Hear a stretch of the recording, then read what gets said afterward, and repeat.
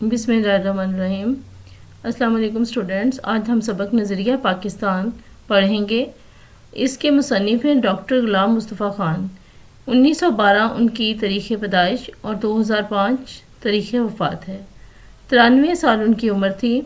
ان کو ان کی ادبی خدمات کے صلے میں ستارہ امتیاز، نقوش ایوارڈ، اقبال ایوارڈ اور نشان سپاس دیا گیا۔ انہوں نے مختلف زبانوں میں کتابیں لکھیں، 100 سے زیادہ کتب تصنیف کی۔ اسٹوڈنٹس، سبق کی ریڈنگ شروع کرتے ہیں۔ نظریہ پاکستان۔ نظریہ مطلب سوچ، فکر کہ وہ کون سی سوچ تھی جو پاکستان کے بننے کی وجہ بنی۔ وہ کیا سوچ تھی، کیا فکر تھی جس نے بر صغیر کے مسلمانوں کے ذہن میں یہ سوچ پیدا کی کہ ان کا اپنا الگ وطن ہونا چاہیے۔ مسلمانوں نے ہمیشہ رواداری کو اپنا شیوا بنایا۔ شیوا کا مطلب طریقہ، دستور، عادت۔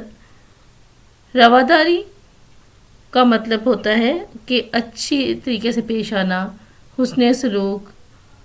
لیکن جب کفر و الحاد غلبہ حاصل کرنا چاہتا تھا، کفر آپ کو پتہ ہی ہے کہ جو مسلمان نہ ہو، جو دین اسلام پہ نہ چلے، الحاد بھی جو اسلام کے اصولوں کو نہ مانے، غلبہ مطلب تسلط حاصل کرنا چاہتا تھا، تو مسلمان اس کے مقابلے کے لیے ڈٹ کر کھڑا ہو جاتا۔ ڈٹ کر کھڑا ہونا یعنی کہ مقابلے کے لیے مضبوطی سے کھڑے ہو جانا۔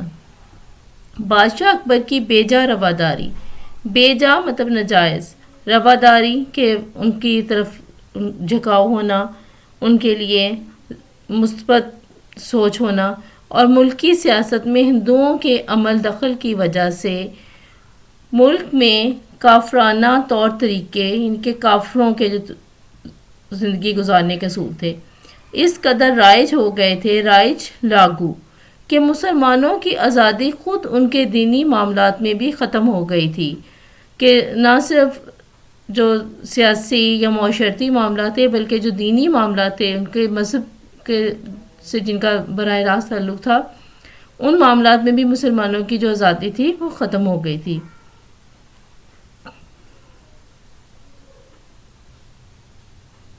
چنانچہ اکبر کے آخری دور میں اسلام کی سربلندی یعنی کہ اسلام کے دفاع کے لیے، اس کی اقبال مندی کے لیے، اس کے فروغ کے لیے حضرت مجدد علی ثانی کھڑے ہوئے۔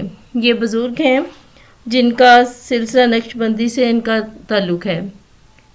آپ نے جہانگیر کے زمانے میں محض صرف دین کی خاطر قید و بند مطلب قید کی، سختیاں جھیلیں، سختیاں برداشت کیں، اور اسلامی قدروں کو نئے سرے سے فروغ دیا یعنی کہ تقویت دی۔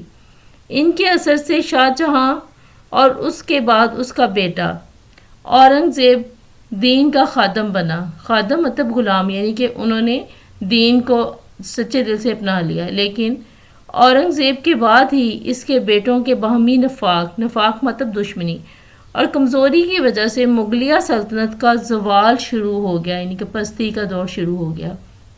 مرہٹوں یہ بھی ایک قوم ہے، اور ہندوؤں کے کئی گروہوں نے سر اٹھایا، کہ کئی جو گروہ تھے انہوں نے بغاوت کی، سر اٹھایا۔ انگریزوں نے اپنے قدم جمائے یعنی مضبوط ہوئے، اور ملک میں انتشار پھیل گیا۔ انتشار مطلب افراتفری کا عالم ہو گیا، لڑائی جھگڑے شروع ہو گئے۔ لیکن ایسے گئے گزرے حالات میں بھی قوم کو فروغ دینے یعنی کہ اپنی قوم کے دفاع کے لیے اور اسلام کو سربلند کرنے، اسلام کی سربلندی کے لیے، اسلام کے فروغ کے لیے، اسلام کے تحفظ کے لیے کرنے کے لیے کوششیں جاری رہیں۔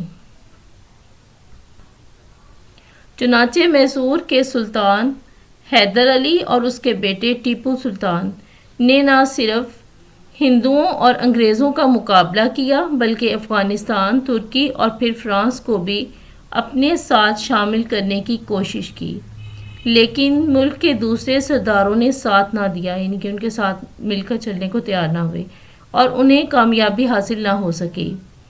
اسی زمانے میں شاہ ولی اللہ دہلوی، یہ جیسے اوپر 1 اور یہاں پہ 2 میں جیسے آپ کو پچھلے سبق میں بتایا تھا کہ ان کا مطلب نیچے ڈیٹیل نیچے حواشی میں لکھی ہوتی ہے، اور ان کے صاحبزادوں بیٹوں نے مسلمانوں کی اخلاقی اور معاشرتی برائیوں کو دور کرنے کی تحریک شروع کر دی۔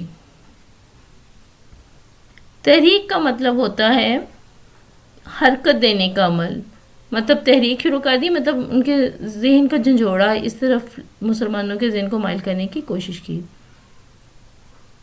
پھر ان کے پوتے شاہ اسماعیل نے اپنے مرشد ہوتا ہے رہنما، سیدھا رستہ دکھانے والا، سید احمد بریلوی کے ساتھ اسلامی اصولوں کو دوبارہ رائج کرنے لاگو کرنے اور ملک کو غلامی سے آزاد کرانے کی کوشش میں 1831 میں اپنی جانیں قربان کر دیں۔ تاہم انہوں نے مسلمانوں کے دلوں میں جوش اور ولولہ پیدا کر دیا کہ جان تو اپنی قربان کر دی، لیکن ان کی جانیں جو قربان ہوئیں وہ رائے گاہ نہیں گئیں، ان کی وجہ سے مسلمانوں کے دل میں جوش ایک جذبہ پیدا ہو گیا۔ چنانچہ 1857 کی جنگ آزادی میں مسلمانوں نے پھر اپنے قدم جمانے کی کوشش کی، یعنی دوبارہ سے مضبوط ہونے کی کوشش کی، لیکن انگریزی اقتدار یعنی کہ انگریزی جو حکومت تھی ان کا جو قبضہ تھا مستحکم ہو چکا تھا، مضبوط ہو چکا تھا، اس لیے انہیں کامیابی نہ ہو سکی۔ اس زمانے میں سر سید نے مجبوراً انگریزوں سے مفاہمت کو غنیمت جانا کہ ان کے ساتھ مل کر کام کرنے کو موقع کی مناسبت سے سوچا کہ اب یہی بہتر ہے، وقتی طور پہ ان کے ساتھ سمجھوتا کر لیا جائے، اور مسلمان قوم کی اخلاقی اور تہذیبی اصلاح پر توجہ دی۔ اسلام مطلب درستی کہ قوم کی، سر سید نے سوچا کہ تہذیب ثقافت جو ہے ان کی اخلاقیات جو ہے اس کو بہتر کیا جائے، اس کی اصلاح کی جائے، اور ان کے دلوں سے احساس کمتری کہ مسلمان جو اپنے آپ کو کمتر سمجھنے لگ پڑے تھے، اپنے آپ کو غلام قوم سمجھنے لگ پڑے تھے، انہوں نے کوشش کی کہ ان کے ذہنوں سے، ان کے دلوں سے احساس کمتری کو دور کیا جائے، کو دور کرنے کی کوشش بھی کی۔ 1885 میں ہندوؤں نے کانگریس کی بنیاد ڈالی، یہ ان کی سیاسی جماعت کا نام ہے، اور ظاہر کیا کہ وہ ملک کی تمام قوموں کو ان کے حقوق دلوائیں گے، لیکن بعد میں پتہ چلا کہ وہ صرف اپنے حقوق کا تحفظ چاہتے ہیں، کہ بظاہر جب انہوں نے کانگریس جماعت کی بنیاد ڈالی تو یہ ظاہر کیا گیا کہ تمام جتنی بھی قومیں یہاں پر آباد ہیں تمام قوموں کا تحفظ کیا جائے گا، لیکن بعد میں جب عملی طور پہ دیکھا گیا تو کانگریس کا مقصد جو تھا وہ صرف اور صرف ہندوؤں کے حقوق کا تحفظ تھا، ہندوؤں کی بھلائی تھی، بہتری تھی۔ انہوں نے مسلمانوں کو ان کے کاروبار سے محروم کرنے کی کوشش کی، اور وہ سرکاری ملازمتوں پر بھی قابض ہو گئے کہ ہندوؤں نے نہ صرف مسلمانوں کو ان کے کاروبار سے محروم کیا، کاروبار ان کے ختم کرنے کی کوشش کی، بلکہ جو ملک میں سرکاری ملازمتیں، نوکریاں ہوتی تھیں اس پر بھی خود قابض ہو گئے، خود قبضہ کر لیا۔ نیز انہوں نے مسلمانوں کی مشترکہ زبان اردو کے مقابلے میں ہندی کو قائم کر دیا، کہ ہر طرح کی کوشش کی ان کے ملازمتوں میں بھی، پھر ان کی جو زبان تھی مسلمانوں کی جو مشترکہ زبان اردو تھی اس کے مقابلے میں بھی ہندی زبان جو تھی اس کو قائم کرنے کے لیے انہوں نے کوشش کی اور قائم کر دیا۔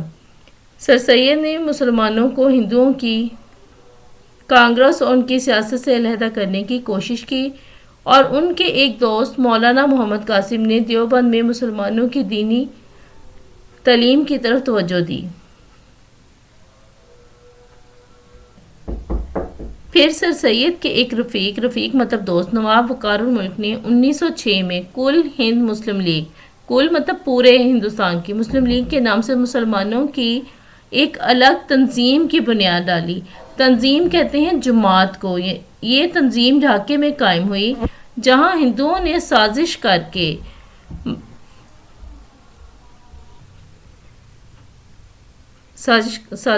کے مسلمانوں کو ذکر پہنچانے کے لیے، ذکر مطلب نقصان، مشرقی بنگال اور آسام کا وہ صوبہ جس میں مسلمانوں کی اکثریت تھی، مطلب زیادہ تعداد میں تھی، ختم کرا دیا۔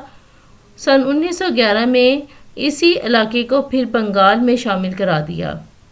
اسی زمانے میں پہلی جنگ عظیم، اب یہ جو 1 لکھا ہوا ہے اس کی ڈیٹیل نیچے حواشی میں ہے، کہ جنگ عظیم اول 1914 میں شروع ہوئی تھی اور 1919 میں یہ ختم ہوئی تھی۔ چھڑ گئی مطلب شروع ہو گئی، جس